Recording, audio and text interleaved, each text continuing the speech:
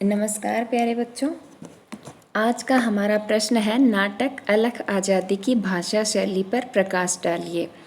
तो ये हमारा दूसरा पेपर है और दूसरे पेपर की पहली यूनिट है नाटक अलख आज़ादी की।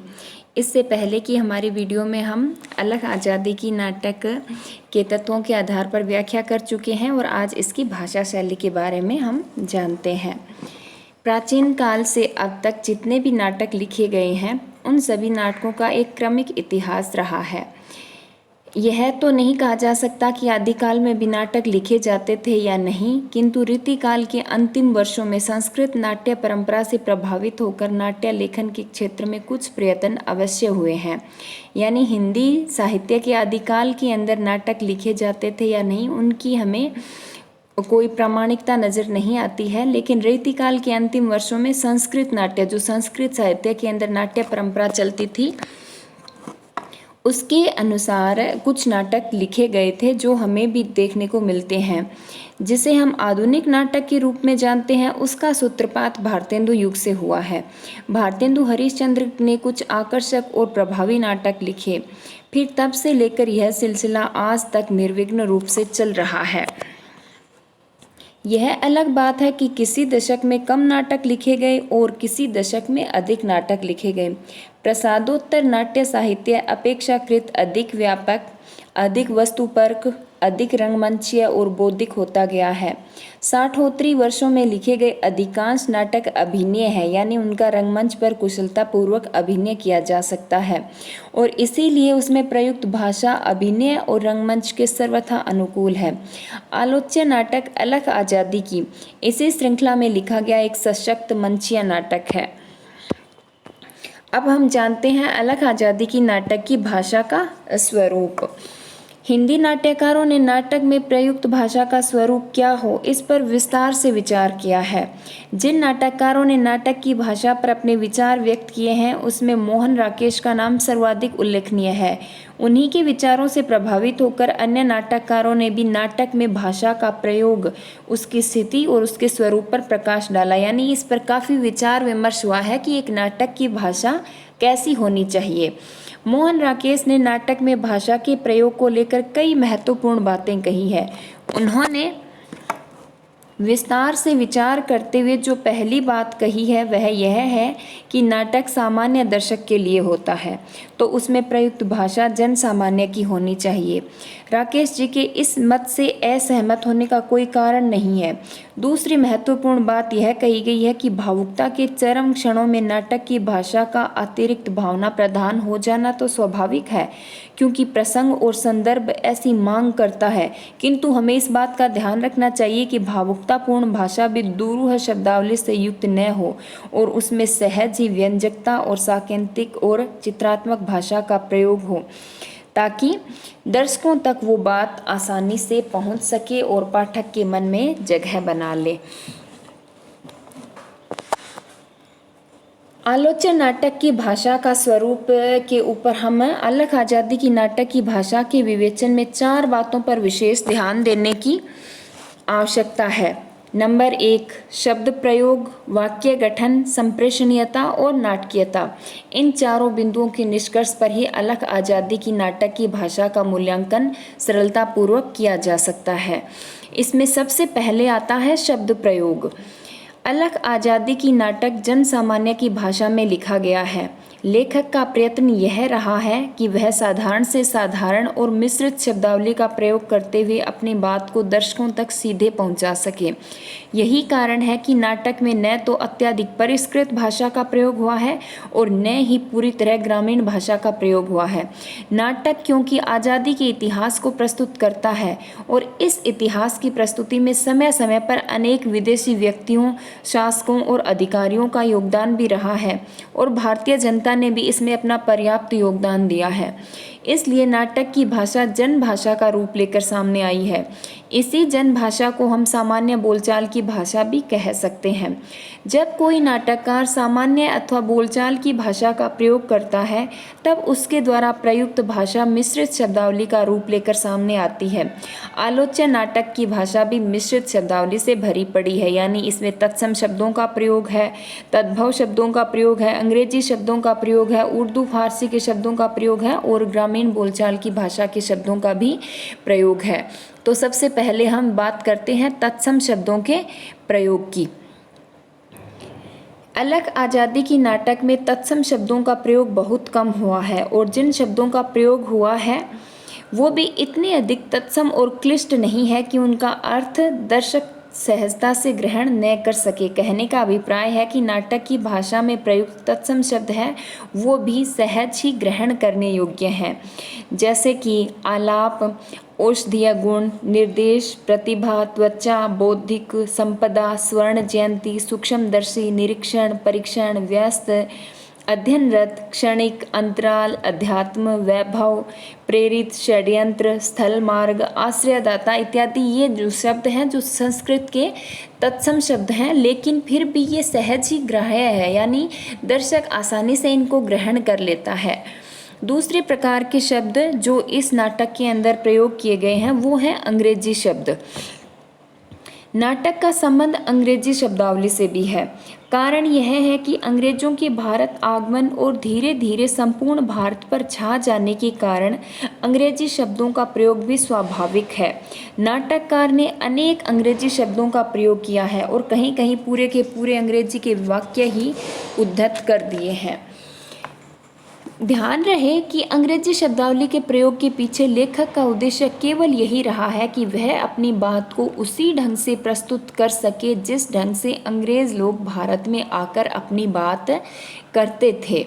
जैसे कि अंग्रेजी शब्दों के उदाहरण देखिए, table, counter, director, makeup room, patent, wash basin, countries, wonderful, excellent, fantastic, microphone, multinational companies, really, Indian market, excuse me, scope, business, duplicate, scenes, discuss इत्यादि ये वो शब्द हैं जो कि साधारण लोगों के आसानी से समझ में आ सकते थे और अंग्रेज लोग इनका साधारणतया भारतवासियों के साथ बोलने में प्रयुक्त करते थे। तो इस तरह से अंग्रेजी के ये शब्द हैं जो सहज ही ग्राह्य हैं। उसके पश्चात है उर्दू फारसी की शब्दावली का प्रयोग। उर्दू फारसी के शब्द नाटक का जो संबंध है वो रंगमंच से रहा है और उसमें उर्दू फारसी के शब्दों का प्रयोग भी पर्याप्त मात्रा में हुआ है। मुगलों के शासनकाल में कितने ही उर्दू फारसी के शब्द हमारी ज़िंदगी का अंग बन गए थे, यानी हम उन उर्दू फारसी के शब्दों को हिंदी के ही शब्द मान लेते हैं, लेकिन वास्तव में वो उर्दू फारसी के शब्द होते हैं। तो वो हमारे साधारण बोलचाल की भाषा, हमारी दिनचर्या का अंग बन गए हैं।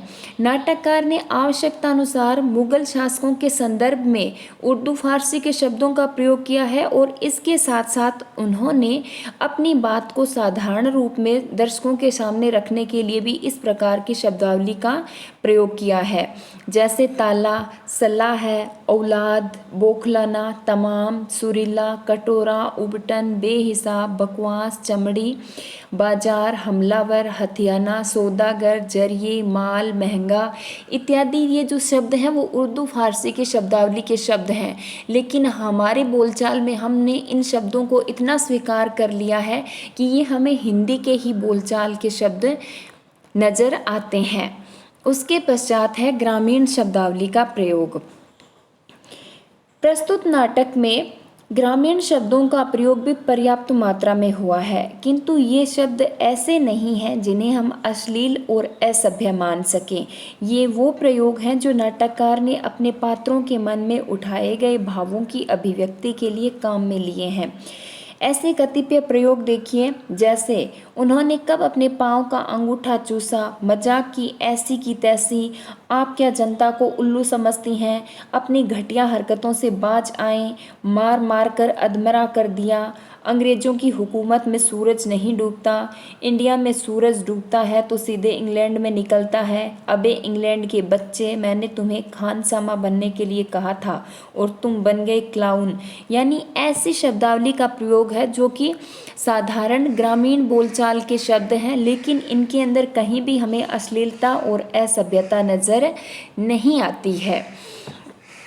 ऐसे शब्दों का प्रयोग जो नाटककार ने किया है, उसके पीछे नाटककार का जो उद्देश्य है वो बहुत ही स्पष्ट है। ऐसे उद्देश्य से नाटककार ने इसलिए प्रयोग किया ताकि भाषा जो है वो सहज बनी रहे। इसके लिए उन्होंने मिश्रित शब्दावली को काम में लिया है और बोलचाल के शब्दों का भी प्रयोग किया है। तो इससे स्पष्ट होता है कि नाटककार ने बहुत सोच समझकर प्रयोग किए हैं और इनके पीछे नाटककार का मूल मंतव्य यही है कि वह अपने कथ्य को प्रभावी रूप से दर्शकों के सामने प्रस्तुत कर सके। यानी यहाँ पर नाटककार ने केवल उन्हीं शब्दों का प्रयोग किया है जो कि साधारण बोलचाल में प्रयुक्त होते थे, चाहे वो तत्सम शब्दावली का प्रयोग हो, उर्दू फारसी की शब्दावली का प्रयोग हो, ग्रामीण बोलचाल की शब्दावली का प्रयोग हो, चाहे अंग्रेजी शब्दों का प्रयोग हो। नाटककार ने बहुत ही सोच समझकर शब्दावली का प्रयोग किया है, क्योंकि नाटक जो है वो जनसाधारण के लिए लिखा जाता है और जो जनसाधारण के समझ में आए वही नाटक अपनी भाषा शैली की दृष्टि से पूरी तरह से खरा उतरता है। उसके पश्चात जो प्रस्तुत नाटक है अलख आज़ादी की, उसकी भाषा की अगली विशेषता है सरल और सुबोध भाषा। यानी अब तक हमने शब्द प्रयोग के बारे में पढ़ा। शब्द प्रयोग भी कितने प्रकार के, तत्सम शब्द, अंग्रेजी भाषा के शब्द, उर्दू फारसी के शब्द और ग्रामीण बोलचाल की भाषा के शब्द। शब्द प्रयोग के बाद हम आते हैं सरल और सुबोध भाषा। अलख आज़ादी की नाटक की भाषा सरलता और सुबोधता के गुण से युक्त है। इसमें अधिकांश स्थलों पर ऐसे वाक्य रखे गए हैं जो भाषा की सुबोधता की रक्षा करने में पूरी तरह सक्षम है।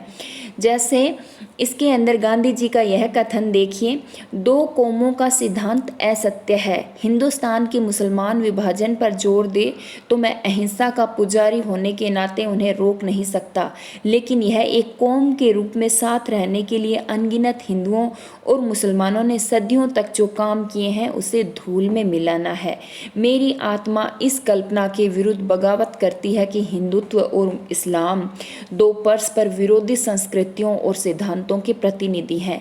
यानी यहाँ पर ये महात्मा गांधी का कथन है जो नाटककार ने प्रस्तुत नाटक में प्रयुक्त किया है। तो इसमें सरलता और सुबोधता देखते ही बनती है। नाटक की जो सफलता है वो इसी बात पर निर्भर करती है कि लेखक जो कहना चाहता है वह सहृदय या सामाजिकों के समझ में आता है या नहीं। यदि समझ में आता है तो नाटक पूरी तरह से सफल, और अगर नहीं आता तो वह भाषा की दृष्टि से सफल नाटक नहीं कहा जा सकता। इसलिए नाटककार का पूरा बल इस बात पर रहता है कि नाटक की भाषा सरल और सुबोध हो ताकि जन सामान्य उसे आसानी से समझ सके, और प्रस्तुत नाटक की भाषा सरलता और सुबोधता के गुण से पूरी तरह युक्त है। अगला बिंदु है भाषा की प्रेषणीयता और व्यंजकता। अलख आज़ादी की नाटक के अंतर्गत भाषा की प्रेषणीयता और व्यंजकता भी पर्याप्त मात्रा में देखने को मिलती है। भाषा के इस गुण के कारण यह नाटक पर्याप्त प्रभावी रूप लेकर सामने आया है। भाषा की प्रेषणीयता से अभिप्राय उस भाषा से है जिसके अंतर्गत भाषा सहज रूप से तो सामने आती है, किंतु उसकी सहजता के पीछे भी बहुत गहरा भाव छिपा हुआ होता है। नाटक में इस प्रकार की भाषा कई स्थलों पर हमें देखने को मिलती है। तो इस तरह से आलोच्य नाटक की भाषा जो है वो भाषा की प्रेषणीयता और व्यंजकता से भी परिपूर्ण कही जा सकती है। उसके पश्चात है शैली प्रयोग। यानी अब तक हमने इसकी भाषा और शब्द प्रयोग के बारे में जाना, अब हम जानते हैं कि इस नाटक की शैली किस प्रकार की है। अलख आज़ादी की नाटक शैली प्रयोग की दृष्टि से भी उल्लेखनीय है। इस नाटक में प्रमुख रूप से वर्णन और विवरण शैलियों का प्रयोग हुआ है। नाटककार ने विदेशियों के आगमन, उनके व्यापार करने के तरीके और मुगल शासकों के व्यवहार आदि का जब निरूपण किया है तो उन्होंने वर्णन और विवरण शैलियों का प्रयोग किया है। इन शैलियों के अतिरिक्त इस नाटक के अंतर्गत आए गीतों में उद्बोधन शैली, प्रबोधन शैली, ओजस्वी शैली का प्रयोग अधिक हुआ है। ये तीनों प्रकार की शैलियाँ गीतों में ही व्यक्त हुई है। गद्य भागों के अंदर जो उद्बोधन, प्रबोधन और ओजस्वी शैली है इनका प्रयोग नहीं हुआ। नाटक में जहाँ किसान लोग बैठकर अंग्रेज शासकों के विषय में बात करते हैं वहाँ पर वैचारिक शैली का स्वरूप भी देखा जा सकता है, किंतु ऐसे स्थल बहुत कम हैं। इसके अंदर नाटक के अंदर नाटकीय शैली का प्रयोग भी हमें देखने को मिलता है। नाटकीय शैली संवाद प्रयोगों में देखी जा सकती है। संवाद प्रयोगों में बड़ी नाटकीयता के साथ कितनी ही सूचनाएं और घोषणाएं कर दी गई है। जब भी कोई नई घटना घटित हुई है या होती है तब अखबार बेचने वालों के माध्यम से ऐसी ही नाटकीय शैली काम में ली गई है। नाटकीय शैली में एक त्वरा होती है, एक गतिशीलता होती है और यह शैली नाटककार ने बखूबी इस्तेमाल की है।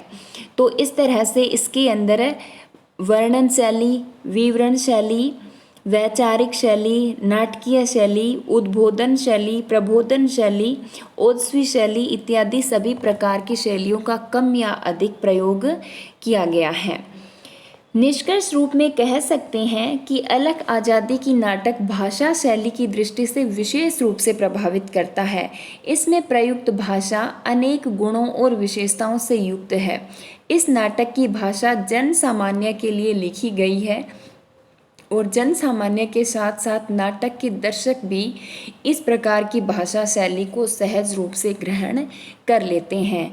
तो इस तरह से प्रस्तुत नाटक अलग आज़ादी की भाषा और शैली की दृष्टि से पूरी तरह से सफल नाटक है।